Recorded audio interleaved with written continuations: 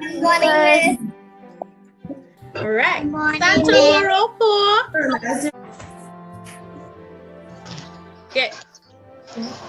So for our activity today, our art today, we're going to make, at the end of this lesson, students will be able to outline several ways the indigenous people use pottery. Then we're going to create our very own pottery. Yes. So for this little activity, I have a friend. Her name is Yari. She's an indigenous person, right? And she's frustrated. Yari sent me a little video showing me how frustrated she is when she's cleaning her ajupa. So let's see how we could help Yari, okay? Learn Yari, you're here in the water. Yeah. What happened? Look at teacher. Thomas? What is it, teacher?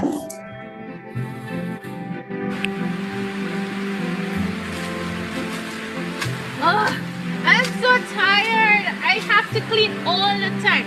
My nuts is falling out, my cashews are falling down, my cassava is falling down, my maize is falling down. Oh, all this mess. I need to get something to store my items. Phew. I'm so thirsty. I need to go down to the river for a drink. I'm going to get my... I don't even have something to store my water in. I always have to go to the river with my dipper.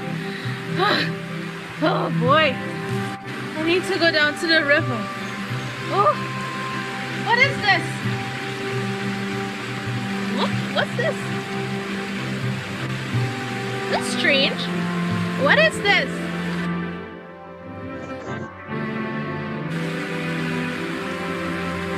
It's staying how I form it.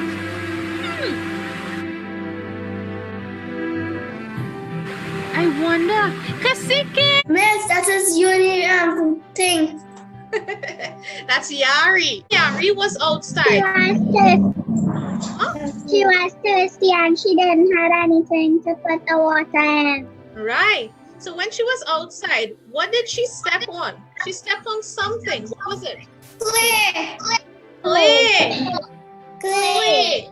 So what is this clay? All right, and we'll come back to this. What do you think Yari was wondering about her discovery? Remember, she ran off to meet the Kasiki?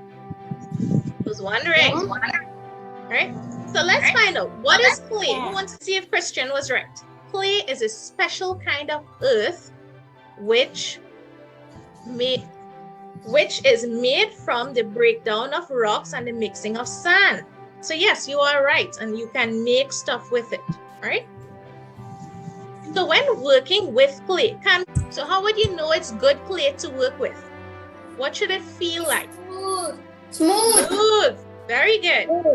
So let's see, Yari's back again.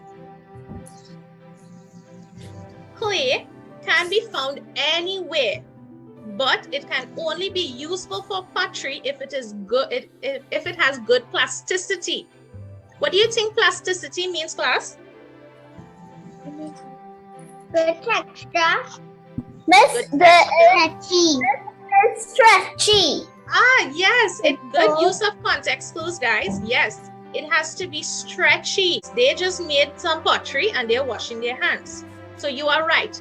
Now that we've talked about a little safety and talked about clay, let's see how we could use the clay that Yari found. So I'm going to give you a couple seconds, 20 seconds, right? And this is what I want you to do.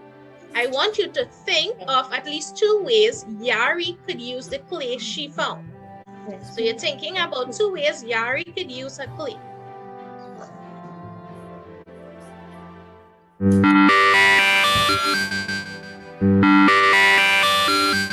All right. So we're back. Okay. Isaiah, you had your hand up. water. Okay, to store water. What else could Yari use her pottery, the clay she found? Go ahead, Ishmael. You were saying something earlier? To make a pot. To make a fireside. To make a pot, okay, to make fireside. So we got some good ideas there, right? So let's see how Yari used her pottery and how the indigenous used pottery, right? In this picture here, what are we seeing? Okay, Food. to store food. What else? Look at this one. What is she doing with it? Okay. Cooking. Cooking. Creating. What else? Good. This one just So these are some ways that they use the pottery. They used it in the kitchen, right? And look closely at this person. This looking like here. What does this look like? a pot. A pot. And what you doing in the pot? What do you think she's doing? Cooking, yes. So they use the pottery for cooking, for storage. As somebody said earlier, to Yari could have used it to store her water, and they used it as kitchen utensils. All right. So when they're cooking and they're eating, they have it. Urns. Yeah. And what did she say they do when they use the pottery in this case? What did they use it as? Yeah, to bury their ancestors, to bury the people in the tribe that died. All right. The Arats buried their dead and believed in life after death in Kayaba and different gods. What do you think they would use it? What you thinking now? You're paying attention enough. To make their gods. To make their gods. And what do you call their gods? What do we call it? Starts with Z. Zemis. Remember? That's where. You all remember now? Right. So they used it in their religion, and it played an important part in their lives, right? They made different zemis to represent the different forces of nature. The rain god, hurricane god, wind god, fire god. And they even used the pottery for when the Kasiki had to perform different rituals. They would light their tobacco and smoke out the place and whatnot. Okay? Good. So now that we've identified some ways Yari can use her pottery, let's try to make our very own pottery. Are we ready to make our own pottery? We're going to look at a video. After you've looked at the video, you're going to get a couple seconds to number this here. Santa Morocco. I am Miss Nadia Marshall. Today I will be demonstrating the steps in making a pinch pot. The resources you would need for this pinch pot are, well, first you'd need a surface that's large enough for you to display your material and have enough room to work. I am using a desk. Next you'd need wax paper, or you can use newspaper. It doesn't matter once it's something to spread and not stain your surface. You need a small bowl with a little water. You'd need toothpicks, and last but most importantly, you'd need a piece of clay. You can also try this technique using Play-Doh or flour dough, but the texture is different. This pinch pot can be made using 6 steps. Now follow me. Number 1, make a ball and you form a belly button. Number 3 is quack quack quack. Number 4 is pinky check. Number 5 is tap tap tap. And number 6 is smooth it on out. Got that? Now that we have established the 6 steps, let's make a pinch pot. Now I will demonstrate the 6 steps using a piece of clay. You will first roll it into a ball. You will have to kind of play around with the clay to get it into a ball shape. But remember, do not over roll or do not play too much, because you will dry out the outside and it would start to form cracks. After you've established your ball, gotten it round and nice, you go on to step 2. Step 2 is belly button. To form a belly button, you're going to use your thumb and just push down. When you push down, don't go too deep as to like burst through the ball. Alright, so just push it in there. Okay, so it's about by your first knuckle there, you're going to go. Third step now, you're going to use your quackers. Your quacker is your thumb and your 4 fingers forming like a duck's beak, and you're going to just push your thumb, insert your thumb into the belly button, and you're just gonna pinch around.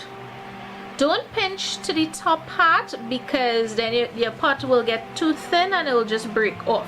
Try to get an even, nice pinching all around. That's okay if you have some cracks. That's where they will use the water to fix all that. Step 4 now. Alright, well, step 4, you have to pinky check. Okay, after you have used your crackers, you're now going to use your pinky finger and just measure the thickness of the pot to make sure it's nice and even to the size of your pinky all around. Next, you're going to tap. And tapping is just dropping the pot, not to like slam it down, but a nice gentle but yet firm. You tap it to get it flat. This is so that it sits well. Alright, after you've tapped it and it's able to sit well, you now use your water to smooth it out. Alright, you just take your water and you rub it around and it gets all the cracks out. Right, until it gets to look like this. Okay, after it's like this, right, you can keep going to make it nice and neat as you want. And when you're finished, you just leave it on a nice surface to dry. It will take a little time to dry, and that's it. You have yourself a pinch pot. There you go. Pinky boy. Kai, can I see your pottery? Yeah, let me see yours. Very good, Durano. Christian, raise up your pottery. Let me see. Wow, Soraya, that's amazing.